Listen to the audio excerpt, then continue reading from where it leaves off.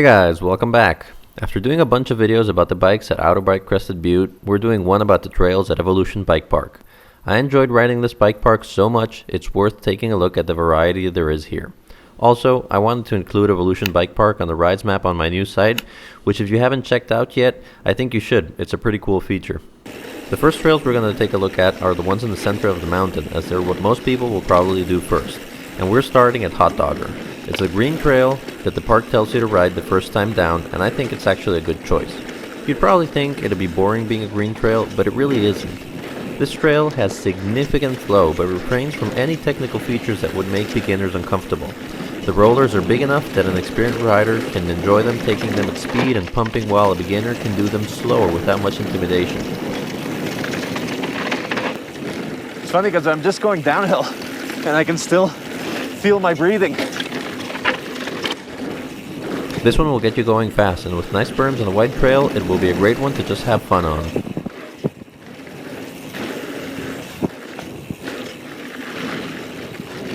Oh, this is so much fun.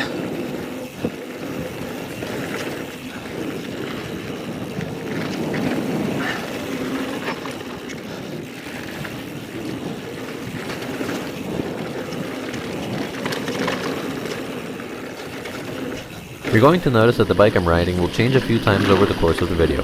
I picked footage from all 3 days of riding during the demo, so excuse the magical changing bike. So, on to the next trail.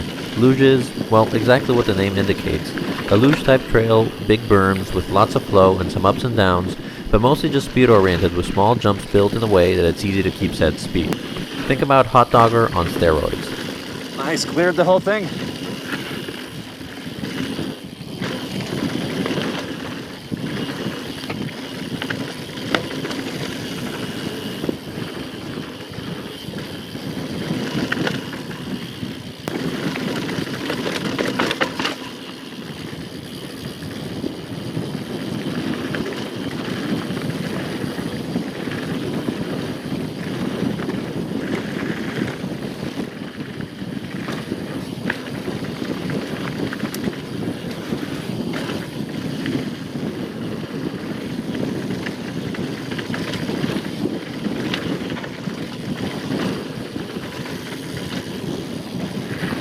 Let's take a look at an advanced trail so you don't fall asleep here.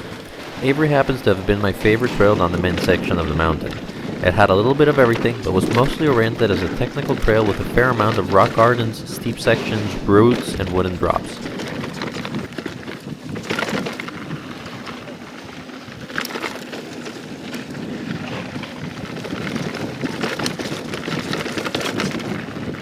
Nice and chunky.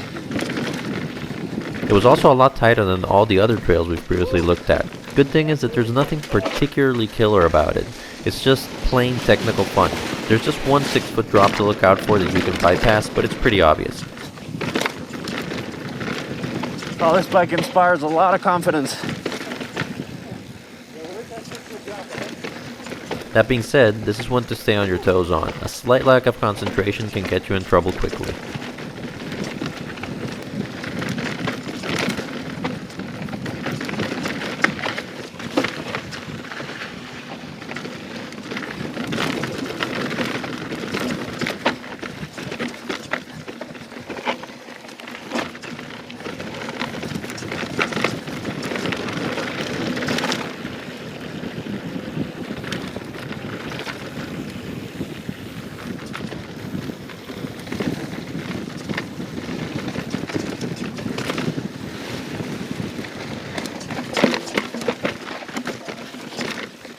Wow.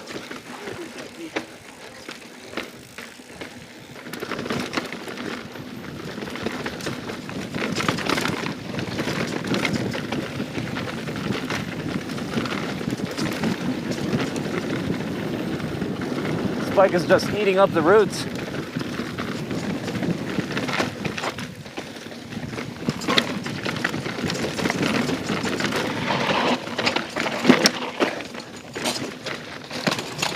You good?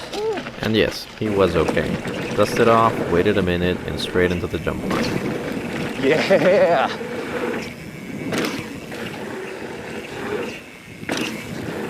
Got the first one at least. Actually, I didn't. At the time I was sure, but now watching the video I was just a tiny bit short. I'm not much of a jumper, so those tabletops were pretty big for me. Definitely something to work on.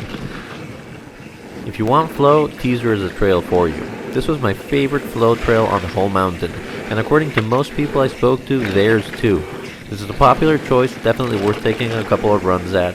The big berms make it easy to keep your speed up, and the jumps are not too big with mellow lips. Perfect to work on improving those jumps. Nice mellow jump line.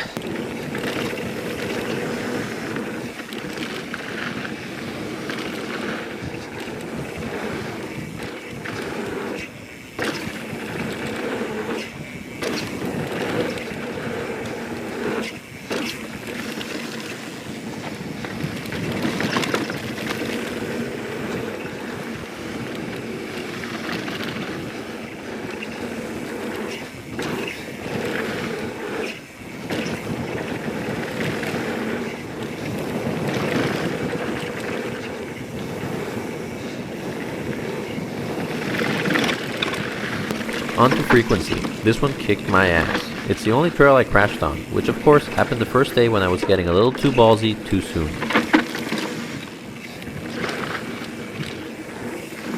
This is such a fun trail. Frequency is probably the toughest blue trail here. It's full of jumps and speed, and while just cruising through it is pretty easy, getting a perfect run in is tough, as this is a trail that has you working non-stop, and it feels like it's a lot longer than luge, despite the fact that they're one next to each other and they eventually merge into one.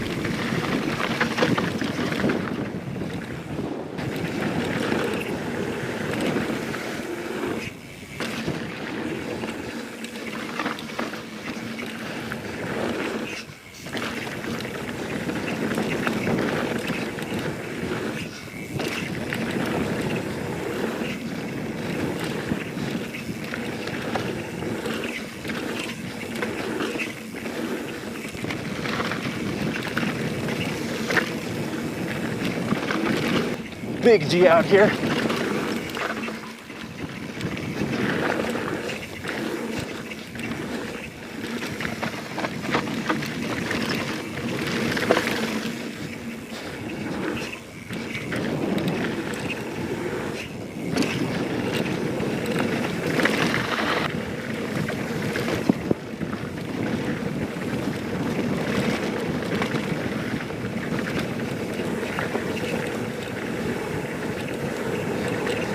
These two trails, and most others, will eventually lead you into Lower Awakening before guiding you down to the base. This is a short but sweet green trail. It's objectively pretty easy, but the speed you can carry on it makes it a lot of fun.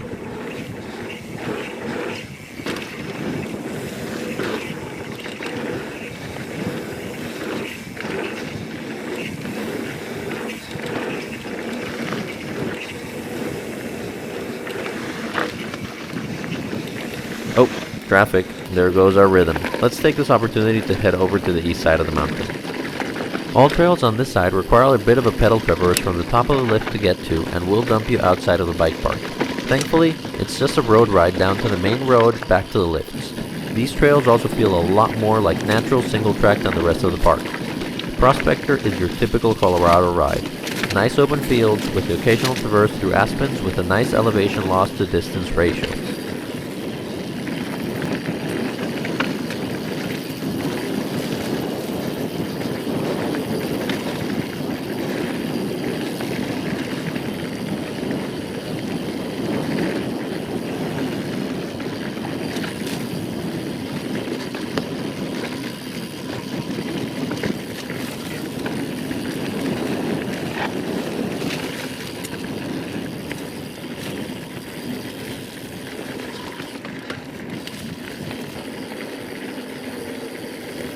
Woods is a lot steeper than Prospector and is on the same face of the mountain, so it's a lot shorter, but with more challenge and some great wooden features, including two huge wall rides, one of which I skipped as I only did this trail once, and riding blind I was not going to hit it. Nice and steep.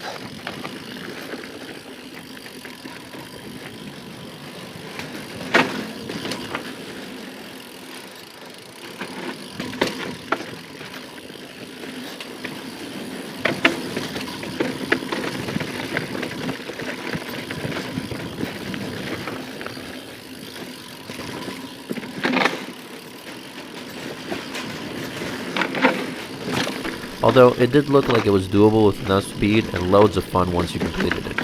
This trail ends in what seems like Prospector, but with nice long tabletops.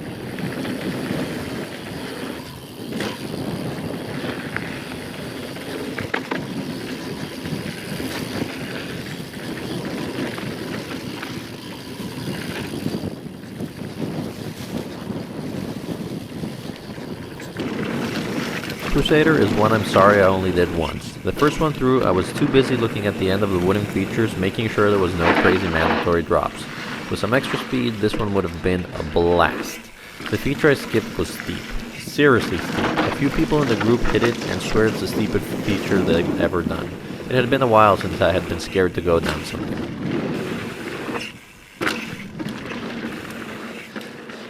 The Case Meister.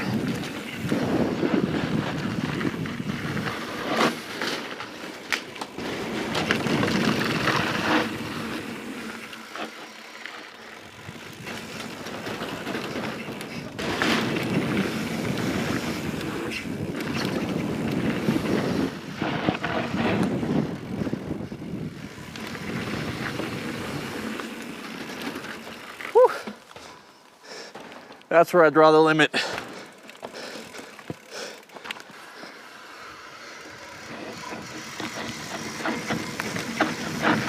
That was steep.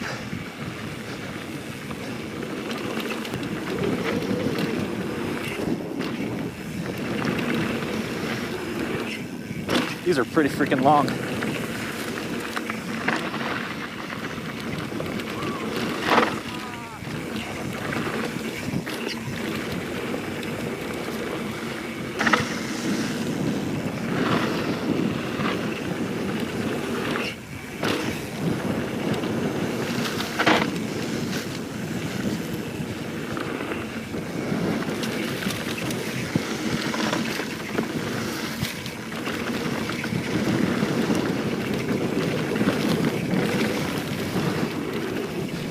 Last but not least, Westside.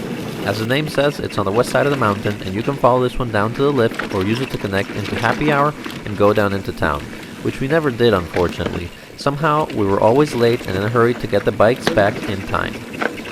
Westside is split into 3 trails, but while riding it you won't really notice that. They flow one into the other. This trail is amazing. It feels like you're nowhere near a bike park. It has the perfect combination of long descent with varying steepness, while even providing some short, punchy, rocky climbs in a few spots along the way to break things up. Best of all, it'll lead you straight to the lift and you can get right back on and do it again. It's almost like having your private shuttle in the backcountry.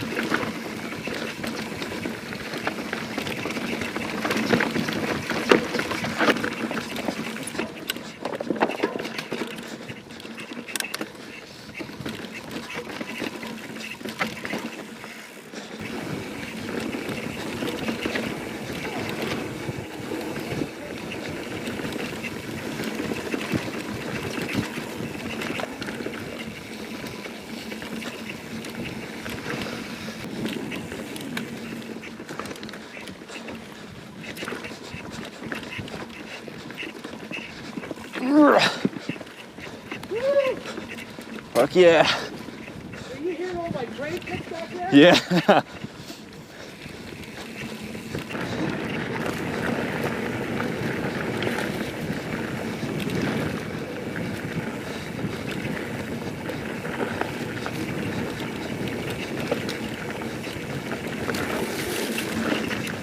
The KOM for all 3 of the Westside trails combined is 12 and something minutes. That should give you an idea.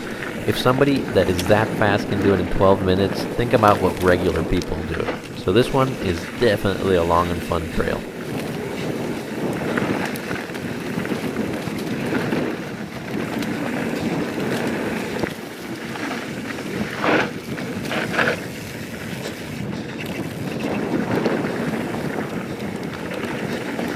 Evolution Bike Park was a blast, and a great setting to test bikes on. With a nice variety of downhill-specific and more natural enduro-feel trails, there's a place to ride here for almost all skill levels. Granted, people with more skills will get more out of this place. I, for example, never did Cycle Rocks, which is an iconic trail here, or Timeline, which is a huge jump line. I'll leave those to the dedicated downhill guys. Well, that's it for today. I'll see you for the next one. I hope you enjoyed it, and happy riding. Oh man, that was so much fun.